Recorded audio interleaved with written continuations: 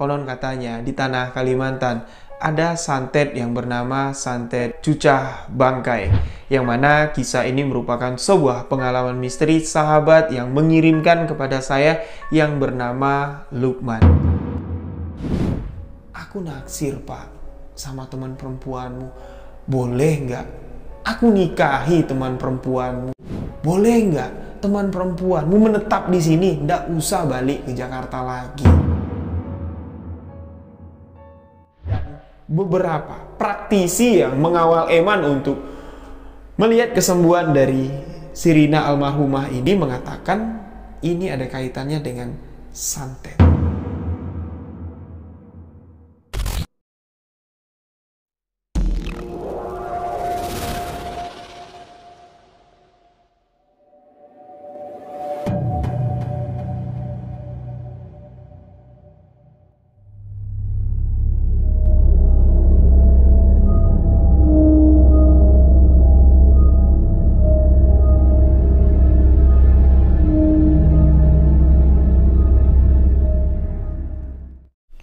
Bismillahirrahmanirrahim. Assalamualaikum warahmatullahi wabarakatuh.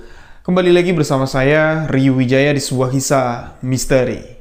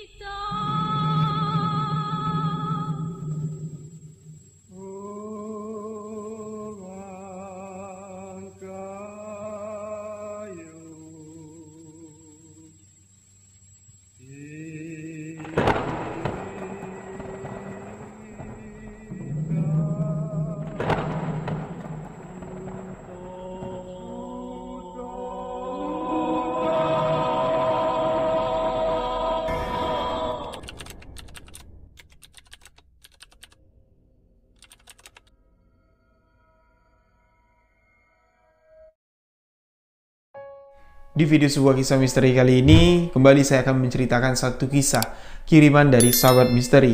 Dan sebuah kisah misteri yang akan saya angkat di video kali ini menceritakan santet yang ada di tanah Kalimantan.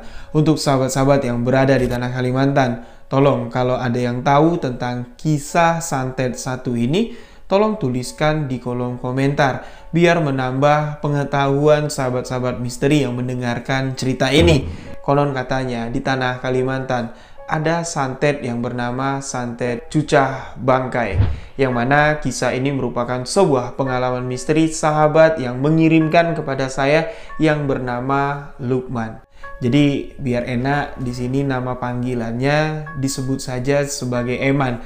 Kebetulan beberapa tahun yang lalu, tepatnya sekitar 6 tahun yang lalu, Eman bersama 2 orang rekannya, yang mana Eman ini bekerja di salah satu perusahaan swasta yang ada di Jakarta, perusahaan yang cukup besar, bekerja di bidang pertambangan.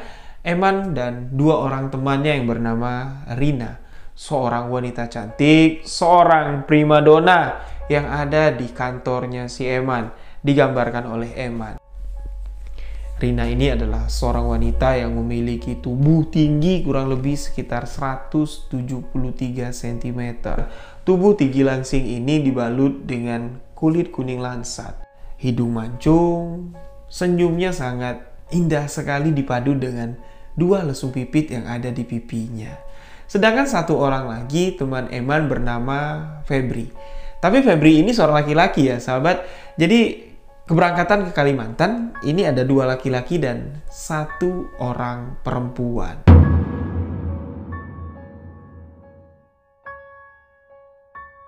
Setelah melakukan persiapan untuk melakukan keberangkatan ke Kalimantan, tepatnya salah satu daerah yang ada di Kalimantan Timur, berangkatlah 3 orang anak kota tadi yang berasal dari ibu kota Jakarta mengemban tugas perusahaan yang cukup penting. Berangkatlah mereka menuju ke Kalimantan. Estimasi perjalanan kantor ini mereka akan menghabiskan waktu sekitar 4 hari di tanah Kalimantan, yang mana mereka bertiga ini baru pertama kalinya, sama-sama baru pertama kalinya menginjakkan kaki ke Kalimantan.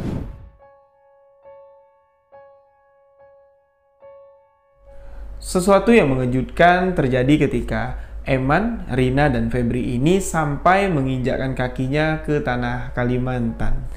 Sambutan dari warga adat, suku adat yang ada di Kalimantan sangatlah berkesan sekali untuk Eman, Febri, dan si Rina ini. Di luar pemikiran mereka, yang dipikir pihak kantor tadi ya cuman konfirmasi sama masyarakat setempat untuk menyediakan tempat, bukan untuk ada penyambutan segala macam lah. Tapi sesampainya di sana, fakta yang mereka terima di lapangan, kepala suku langsung menyambut mereka. Tarian-tarian khas suku adat yang ada di sana, suku Dayak khususnya, ini ditarikan dengan sangat indah sekali, mengiringi perjalanan Eman, Rina, dan Febri untuk sampai ke tempat yang mereka tuju, tempat pertemuan untuk bertemu dengan kepala suku, untuk bertatap muka langsung dengan masyarakat adat yang ada di sana. Tempat mereka akan melakukan pekerjaan kurang lebih selama 4 hari.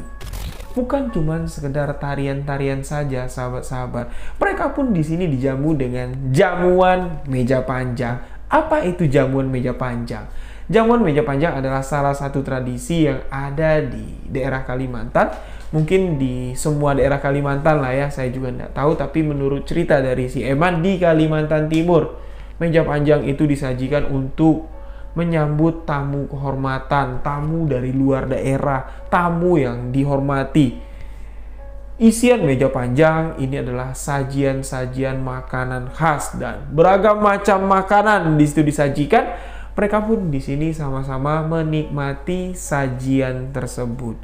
Dan setelah semuanya selesai, setelah mereka melakukan sedikit pembicaraan, sebelum keesokan harinya mereka melakukan aktivitas yang seharusnya mereka lakukan di Kalimantan Timur.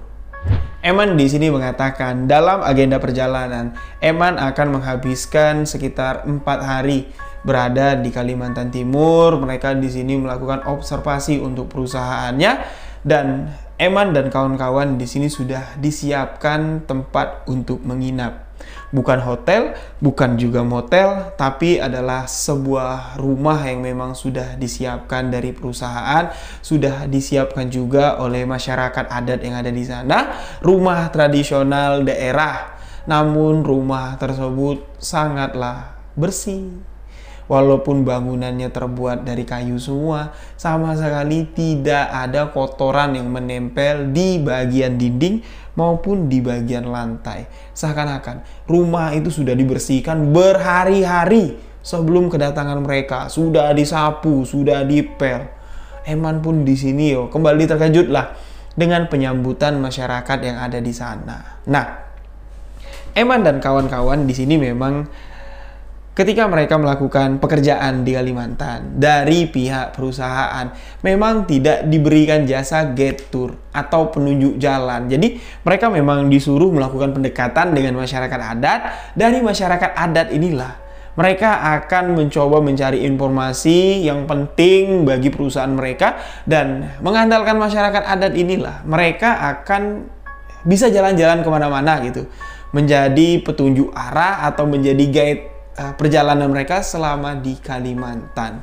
Namun di sini, setelah acara makan-makan di meja panjang selesai, kepala suku adat yang menyambut mereka dengan keramahan, ya setelah menyajikan ramah tamah, menyuruh mereka untuk beristirahat terlebih dahulu. Hari pun di sini sudah mulai gelap.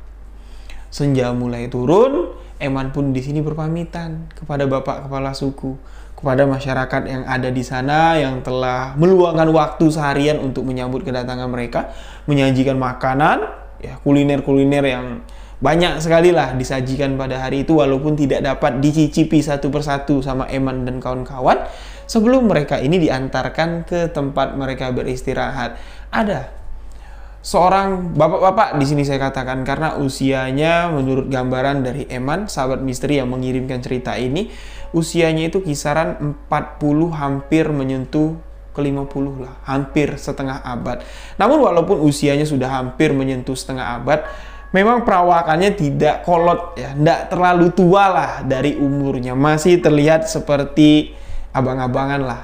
Nah, jadi kita sebut saja di sini sebagai pemandu, karena Eman pun di sini tidak mau menuliskan nama asli di dalam cerita ini, ndak. Di sini dia hanya menyebutkan, Bang Rio sebut saja sebagai pemandu si bapak itu.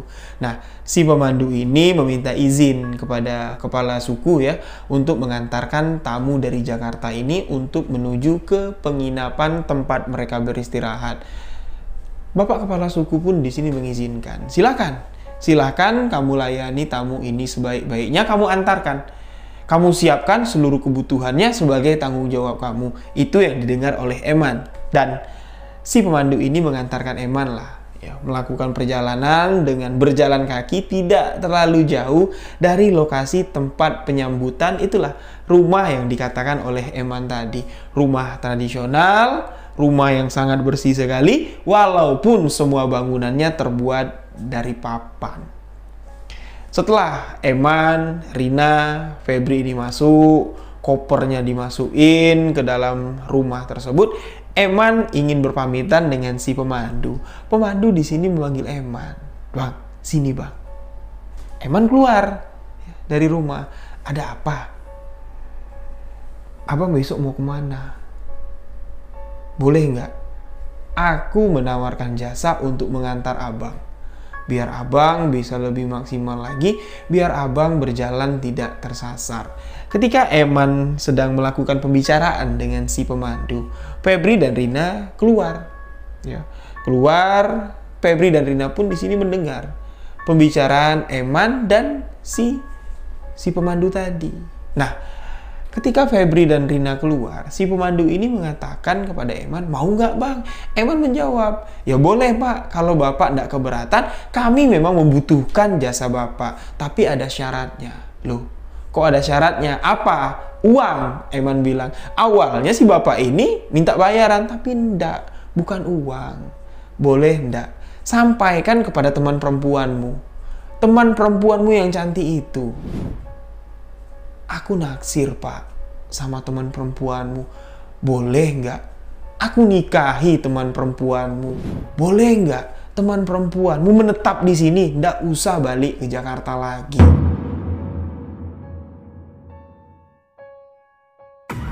Kebetulan usiaku yang sudah semakin tua ini, aku belum pernah menikah. Aku masih bujangan. Pembicaraan Eman dengan si pemandu ini itu didengar langsung sama si Rina. Rina yang notabene judes, orangnya jutek, langsung menjawab apa yang dikatakan si pemandu. Pak, sadar diri pak. Aku mau ditempatin di sini, nggak sudi aku pak. Ngaca kamu pak, udah tua kayak gini, masih aja ganjen sama perempuan muda. Cari saja jodohmu di sini. Rina langsung mengatakan hal seperti itu, langsung masuk ke dalam. Spontan di sini wajah Febri langsung pucat. Eman pun di sini gemetar, takut. Kalau bapak pemandu ini tersinggung dengan apa yang diucapkan oleh Rina. Eman dan Febri pun di sini meminta maaf atas nama Rina, atas ucapan yang sangat lancang sekali yang diucapkan oleh Rina. Namun tidak ada yang mengira reaksi dari si bapak pemandu ketika mendengar apa yang diucapkan Rina. Si bapak pemandu cuma tersenyum dan mengatakan, ya sudah, kalian beristirahat saja. Besok saya tunggu kalian di luar sini. Kalau mau kemana-mana, biar saya yang mengantar kalian. Pak, maaf ya pak, Febri bilang. Eman juga mengatakan, pak, maaf ya pak, teman kami memang kayak gitu pak. Teman kami memang omongannya itu pedes, ya nggak apa-apa. Saya maklum kok. Si bapak ini langsung meninggalkan mereka. Semalaman, Eman yang badannya penat ya, capek. Sama sekali Eman tidak bisa memejamkan mata karena Eman tahu. Ini tanah Kalimantan, tanah Betua. Tanah Kalimantan yang terkenal ilmu gaib dan ilmu mistisnya. Apakah Rina ini nggak tahu apa? Ini tanah Kalimantan dan ucapan yang diucapkan sama si Rina ini bisa berbahaya. Febri pun demikian. Tapi sebaliknya, Rina dari kamar sebelah diintip sama si Eman sama si Febri, ditemani dengan selimut yang cukup tebal. Karena malam itu sangat dingin sekali, Rina tertidur sangat pulas sekali. Sama sekali beliau tidak memikirkan kejadian yang barusan terjadi. Waktu pun di sini berlalu. Pagi-pagi sekali terdengar ada aktivitas di luar rumah tempat Eman menginap ya, bersama Rina dan Febri. Ternyata itu adalah bapak si pemandu sudah siap untuk mengantarkan mereka pada pagi hari itu. Sesuai janji, bapak si pemandu ini memang menepati janjinya, menepati ucapannya. Kalau besok pagi saya akan menunggu di sini untuk mengantarkan kalian beraktivitas selama di Kalimantan ini. Si bapak sudah menunggu dari pagi. Ketika Eman, Rina, Febri keluar dari tempat menginap, bapak itu sudah menyambut dengan senyuman ramahnya. Namun senyuman ramah si bapak tidak dibalas dengan senyuman ramah dari si Rina.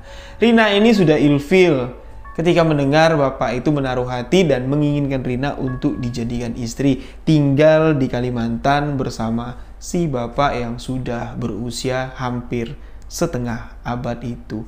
Eman di sini beberapa kali ya, nyigung atau ngasih kode lah, suruh senyum, nggak baik kalau kayak gitu.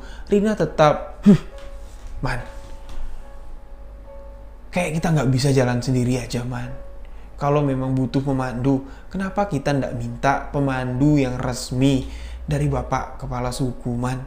Aku udah ilfil, Man, ngelihat orang itu, Man. Aku nggak mau ikut lah kalau dikawal sama bapak itu. Lagi-lagi di sini, apa yang diucapkan oleh si Rina seakan-akan dapat didengar oleh si bapak pemandu. Bapak pemandu mengatakan, saya sudah mendapat izin dari bapak kepala suku dan saya tidak akan mengganggu hari-hari, tidak akan mengganggu pekerjaan kalian selama di Kalimantan. Saya tulus ingin mengantarkan kalian. Kemana kalian ingin pergi akan saya antarkan. Mulailah hari itu mereka beraktivitas, menyelesaikan pekerjaan kantor. Hari demi hari sampailah di hari terakhir. Mereka berada di Kalimantan sebelum berangkat menuju ke ibu kota Jakarta. Layaknya seperti hari penyambutan, hari pelepasan juga dilepas dengan acara tradisi adat istiadat setempat.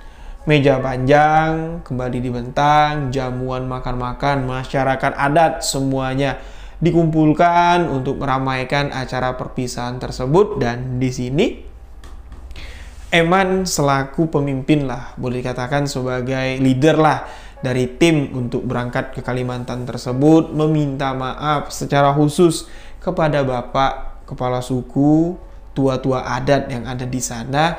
Ya mungkin kalau ada kesalahan dari kami bertiga, Pak, mohon dimaafkan karena kami kurang paham mungkin tentang tata cara bersosialisasi dengan masyarakat adat di sini. Kalau ada kekurangan, ada kesalahan, kami minta dimaafkan. Terlebih khusus lagi, Eman meminta maaf, begitu juga Febri meminta maaf kepada bapak si pemandu atas ketidakramahan sahabatnya yang bernama Rina.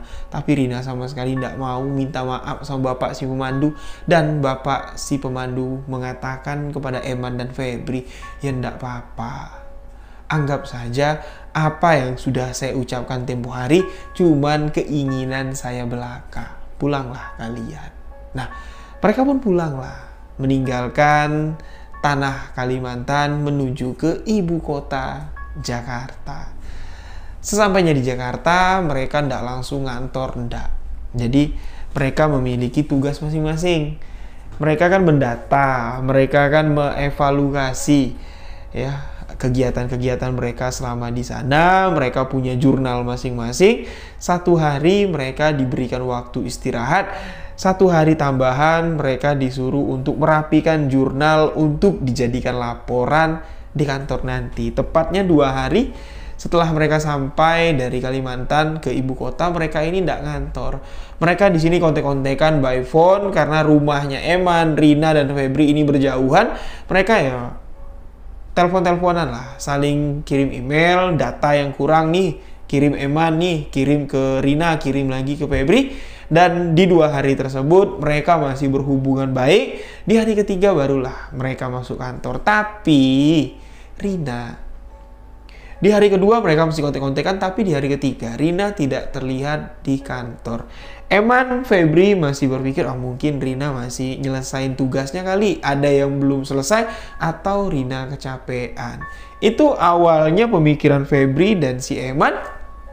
Namun ditunggu laporan Rina di hari keempat, hari kelima, sampai di hari keenam, Rina tidak memberikan laporan, Rina tidak masuk kantor juga, dan Rina sulit sekali untuk dihubungi sampai salah satu teman dekat dari Rina yang rumahnya tidak terlalu jauh dari si Rina mengabarkan kepada teman-teman kantor bahwa Rina sekarang diopname di rumah sakit. Loh, Rina emang sakit apa? Tanya Eman, dan Febri bertanya. Ya enggak tahu, aku dapat kabar dari ibunya. Bilangin sama teman-teman kantor kalau Rina sekarang diopname. Aku pun belum melihat, baru bertemu sama ibunya. Ya udah, nanti kita pulang kantor. Yuk, rame-rame yuk. Kita besuk Rina di rumah sakit. Sepakat. Di hari ke-6 selepas pulang dari tanah Kalimantan, Eman dan kawan-kawan kantor menjenguk Rina di rumah sakit. Sesampainya di rumah sakit, apa yang dilihat Eman tentang keadaan Rina ini di luar ekspektasi, di luar pemikiran Eman dan Febri. Rina yang terkenal sebagai primadona kantor, memiliki paras wajah yang cantik, kulit kuning langsat, hidung mancung. Senyumnya itu loh, susah untuk dilupakan karena ada lesung pipit di balik senyumnya. Ketika dilihat di rumah sakit, itu tidak seperti Rina. Wajah ayunya, wajah cantiknya sudah berubah menjadi pucat basi, layaknya seperti kembang yang sudah dipetik dan mulai layu. Lesung pipinya sudah tidak terlihat lagi karena pipi ini cekong. Tulang pipinya mulai menonjol keluar, menandakan kalau kondisi Rina sedang tidak baik-baik saja. Yang lebih menakutkan lagi, lingkar mata Rina di sini terlihat cekung dan berwarna hitam. Bola matanya terus menjelit ke atas, ditambah lagi dengan tabung oksigen yang terus membantu pernapasan Rina yang napasnya sudah sesekali.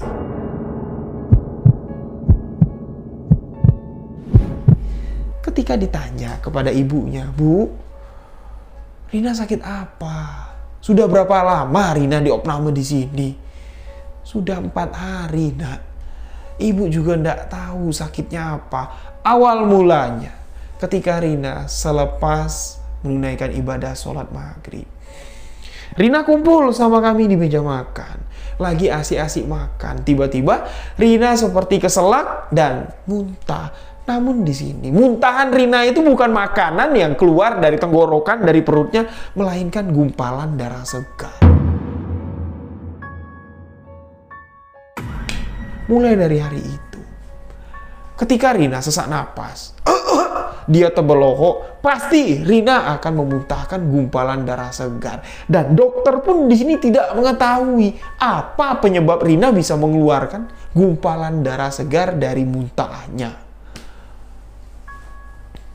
Eman yang menjadi saksi mata kejadian ini, ketika tengah berbicara menanyakan kabar Rina, Rina yang terbaring di atas tempat tidur rumah sakit dengan alat bantu pernapasan oksigen yang napasnya sesekali, tiba-tiba Rina cepatlah dibuka selang oksigen itu sama ibunya, didudukin Rina ini, tiba-tiba Rina muntah.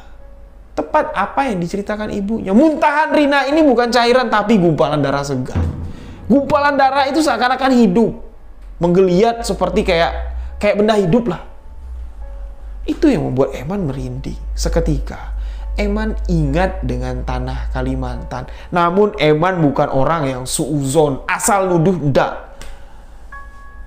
Ketika sudah melihat kondisi Rina yang sudah sangat parah sekali, Eman tidak mendapatkan penjelasan yang tepat dari ibunya. Eman langsung mencari dokter yang menangani Rina. Dengan rasa penasaran dan sedikit pengetahuan medis yang diketahui oleh Eman, karena calon istri dari si Eman ini adalah dokter, Eman bertanya dulu nih sama dokter yang menangani si Rina, apa dok? Kira-kira penyebab penyakit dari sahabat saya Rina ini apa? Dokter di sini tidak tahu penyebab khususnya atau penyebab awalnya itu apa? Apakah gangguan pernapasan atau paru-paru basah atau ada istilahnya kayak apa ya? Kayak luka di lambung ya. Jadi bisa mengeluarkan kayak bercak darah. Itu dokter tidak dapat menganalisa lebih jauh lagi karena untuk melakukan penelitian, observasi lah di tubuh Rina ini ada penyakit apa, kondisinya udah semakin parah. Nanti kalau kondisinya sudah mulai agak stabil, mungkin bisa dilakukan tes darah atau check up lagi. Kalau sekarang kita sama-sama berdoa aja, dokter bilang. Mudah-mudahan yang kuasa dapat memberikan bantuan, namun kami di rumah sakit ini semaksimal mungkin. Kami akan mengusahakan terbaik, dan di sini Eman meminta kopian dari ronsen si Rina untuk dibawa, ya, minta konsultasi lah sama calon istri Eman yang dokter ini. Singkat cerita, setelah besuk si Rina, Eman di sini pikirannya bercabang-cabang, tapi Eman belum mau asal-asal ngomong dulu lah. Jadi setelah hasil ronsen itu ditunjukin sama calon istrinya yang dokter tadi, dilihatlah secara medis atau secara penglihatan seorang dokter, ya. Calon istri Eman mengatakan kalau dari hasil ronsen yang kamu bawa ini, Mas, ini kayaknya kondisi si Mbak Rina ini ya kayak dalam keadaan baik-baik saja. Nggak ada gejala-gejala misalnya kayak ronsen paru-paru, ronsen di bagian lambungnya atau di bagian ususnya. Ini kayaknya baik-baik saja. Nggak ada kayak ada bekas luka atau ada yang aneh lah di dalam organ dalam tubuhnya. Tapi kok bisa ya Mbak Rina muntah darah kayak gitu. Nah, calon istri dari si Eman inilah yang menyarankan untuk menjalankan pengobatan non medis atau berikhtiar. Coba Mas datang lagi nemuin ibunya si Mbak Rina, coba berikhtiar. Mana tahu dengan kita berikhtiar ditambah lagi dengan pengobatan medis, penyakit Mbak Rina ini ya minimal bisa diketahui penyakitnya apa keesokan harinya. Karena hubungan si Rina dengan Eman ini dekat sekali. Bukan cuman sekedar batas partner kerja saja, enggak. Tapi dari kisah masa lalu pernah ada hubungan spesial tapi tidak menjadi hubungan yang panjang. Nah, itulah yang dikatakan Eman. Jadi walaupun Eman sudah punya calon istri, tapi tetap respect, simpati, rasa sayang sama si Rina ini ada. Langsunglah diminta sama orang tuanya, boleh ndak Bu, saya bawakan ustadz, saya bawakan kiai untuk melihat penyakit Rina ini, mana tahu ada gangguan dari hal-hal gaib. Keluarga dari si Rina pun di sini menerima. Yo Man, tolonglah Man, ibu bapak udah ndak tahu lagi apa yang harus kami lakukan. Setiap Rina muntah, pasti kami panik. Pikiran kami itu ndak jauh. Panjang nggak umur anak kami? Cuman itu yang terlintas di pikiran kami. Namun di sini Eman tidak menceritakan, sahabat-sahabat, kalau ada sebuah peristiwa yang terjadi di Kalimantan. Karena Eman juga nggak mau menyangkutkan ini dengan Kalimantan, perjalanan kerja mereka. Karena belum pasti itu penyebab penyakit dari si Rina. Lalu di sini dibawalah seorang ustadz, dibawa untuk melihat kondisi si Rina, tapi ustadz ini ya ndak bisa lah, ya ndak bisa membantu lebih jauh lagi. Disarankan lagi nih sama ustadz yang ini, cobalah bawa ke ustadz yang B. Di ustadz yang B inilah pengobatan tradisional dilakukan dengan cara meminum ramu-ramuan, rempah-rempahan, sampai di mana si Rina ini bisa bernapas tanpa bantuan alat oksigen. Nah, ketika kondisinya sudah agak sedikit membaik, sedangkan dari pihak medis belum mengetahui penyebabnya, otomatis di sini pihak keluarga memutuskan untuk yaudahlah, rawat jalan aja lah, rawat di rumah aja lah. Biar dibantu sama Pak Ustadz nanti dengan obat-obat tradisional, ditambah lagi nanti dengan obat-obatan rawat jalan.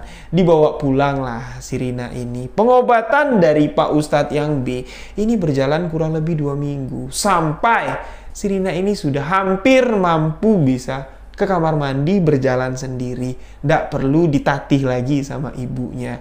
Namun di sini, kalau kita bicara tentang kehidupan, pasti kita akan berbicara tentang yang dinamakan takdir. Rezeki, pertemuan, maut, jodoh itu sudah Allah yang menentukan. Ketika Allah menentukan kematianmu di hari ini, jam ini, penyebabnya ini, tidak ada satu pun yang dapat meminta undur, bernegosiasi dengan keputusan yang sudah pasti di dunia ini yang akan kita dapat cuman satu, sahabat-sahabat semua, kematian. Sedangkan rezeki masih bisa ditunda oleh Allah Subhanahu wa taala. Ketika kita berbuat salah, Allah akan memperseret, akan menutup keran yang ngucur untuk rezeki kita, ditutup sama Yang Maha Kuasa. Ibadahmu kurang bagus, kututup dulu nih sampai kamu sadar, sampai kamu bisa melakukan ibadah lancar lagi lah rezeki kita. Tapi yang namanya maut, yang sudah ditentukan tidak dapat, kita minta undur. Ketentuan yang sudah pasti akan kematian. Innalillahi wa inna ilaihi raji'un. 2 minggu dirawat di rumah dengan kondisi yang sudah semakin membaik, bukan semakin memburuk. Boleh digarisbawahi. Dengan kondisi yang sudah semakin membaik, perkembangan kesehatannya sudah semakin terlihat. Wah lah, yang tadinya cuma terbaring di rumah sakit, sekarang sudah bisa berdiri, berjalan ke kamar mandi. Malah di sini Allah menentukan takdir Rina untuk menghembuskan nafas terakhir dengan penyakit yang dideritanya. Beliau pun meninggal dunia dengan tanda tanya.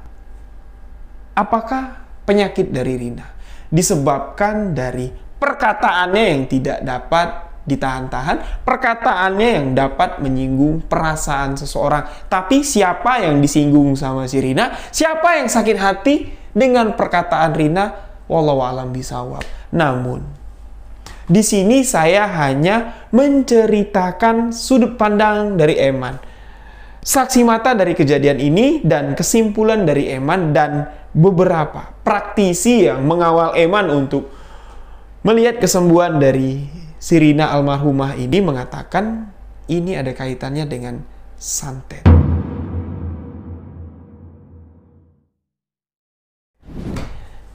Santet yang sangat dahsyat sekali. Beberapa kalangan mengaitkan ini dengan tanah Kalimantan, yaitu dengan santet Cucah Bangkai. Wallahu a'lam bishawab, saya tidak dapat memastikan, hanya saya di sini menyampaikan pendapat dan cerita misteri dari sahabat misteri kita yang bernama Eman. Demikianlah sebuah kisah misteri yang dibagikan oleh sahabat kita Eman, dan di sini izinkan saya untuk menyampaikan pendapat saya tentang cerita ini karena menarik sekali. Di sini pasti menimbulkan tanda tanya, wah ini memang santet Kalimantan, wah ini memang penyebabnya adalah santet Cicak Bangkai tadi. Nah, di sini saya bukan mau meluruskan, tapi ini adalah pendapat pribadi saya. Seperti video-video saya sebelumnya, selalu ada pendapat saya di balik sebuah kisah misteri. Karena apa? Lebih baik menceritakan sebuah kisah misteri, sahabat, daripada kita menyembunyikan fakta di balik sebuah realita. Inilah sebuah realita tentang santet yang dilihat atau dialami oleh almarhumah Rina yang disaksikan oleh sahabat baiknya atau mantan kekasihnya yang bernama Eman, sahabat misteri yang mengirimkan cerita ini. Santet itu memang bisa kita garis besari ilmu kebatinan atau ilmu hitam lah kita golongkan di sini untuk menyakiti seseorang dengan ilmu kebatinan yang sudah dipelajari maupun ilmu turun-temurun. Ada dukun santet yang memang bekerja sebagai praktisi untuk upahan. Ada yang sakit hati, ada uang ku santet. Ada juga seseorang yang memiliki ilmu kebatinan. Ketika seseorang itu disakiti, tanpa dikerjakan, ilmu itu akan berjalan sendiri untuk menyakiti orang yang telah menyakiti si pemilik badan ini. Itu tidak bisa kita katakan santet. Karena apa? Setiap orang itu disakiti, tubuh ini yang memiliki kekuatan ilmu, memiliki karomah yang Allah titipkan, memiliki anugerah yang Allah titipkan, ini akan memprotek, istilahnya akan membentengi tubuh. Ketika disakiti, dia akan membalas. Dan itulah yang dinamakan ilmu keturunan gaib. orang-orang yang terkena santet, orang-orang yang bisa parah lah, sampai kematian yang paling parahnya ya, yang terkena santet, itu adalah orang-orang yang memiliki bekas luka. Bekas luka di sini boleh digarisbawahi adalah pernah melakukan kesalahan kepada orang yang mengirimkan santet. Karena santet tidak bisa berjalan sesuai keinginan kita tanpa ada sebab, dan adanya sebab itulah bakal adanya akibat. Akibat terburuk adalah kematian, seperti yang dialami mantan kekasih dari Bang Eman, yaitu almarhumah Rina. Makanya di sini peribahasa tidak pernah salah. Peribahasa mengatakan mulutmu harimaumu, mulutmu akan mengantarkanmu ke mautmu. Jagalah lisan kita untuk mengucapkan yang enak-enak saja, untuk mengucapkan yang baik-baik saja. Ketika hati kita merasa tidak baik-baik saja, jangan sampai lisan ini mengucapkan sesuatu yang bisa membuat orang sakit hati sampai berpikir untuk menyakiti kita. Apalagi ketika kita ada di tanah rantauan. Bapak saya selalu mengingatkan saya yang hobinya merantau. Nak, pergilah merantau sejauh mungkin. Pergilah merantau, tapi sejauh-jauhnya kamu merantau, pasti kamu nanti akan pulang. Dan ketika kamu merantau, jangan kamu bawa sifat ayam jantan. Ketika kamu pulang dari perantauan kamu, silahkan kamu menjadi ayam jantan di kandangmu sendiri. Tapi ketika di tanah rantau, jangan kau bawa sifat ayam jantan. Jadilah sifat ayam betina. Untuk menaungi, untuk mencari makan, untuk menghidupi. Ketika kamu membawa sifat ayam jantan di tanah rantau, banyak ayam jantan-jantan lain yang akan mendatangimu untuk menjajal ketangguhanmu. Di mana bumi dipijak, disitulah langit dijunjung. Jangan kau kira hutan kosong itu tidak berpenghuni. Jangan kau pikir tanah yang kau pijak tidak bertuan. Secara tak kasat mata, dua sisi di balik kehidupan ini benar-benar nyata dan benar-benar ada. Itulah sebuah kisah misteri. Mohon maaf jika ada salah-salah ucap, salah-salah kata dalam penyampaian kisah ini. Terima kasih untuk sahabat misteri yang telah memberikan dukungan, memberikan support agar channel ini dapat berkembang. Untuk sahabat yang berada di Kalimantan, salam toleransi dari kami, anak Jambi. Demikian sebuah kisah misteri kali ini. Saya Rio Wijaya mengucapkan wabillahi taufik wal hidayah. Wassalamualaikum warahmatullahi wabarakatuh. Ingat, di mana bumi dipijak, di situ langit dijunjung. Mulutmu harimaumu. Jangan sampai mulutmu mengantarkan maut. Terima kasih untuk sahabat-sahabat semua.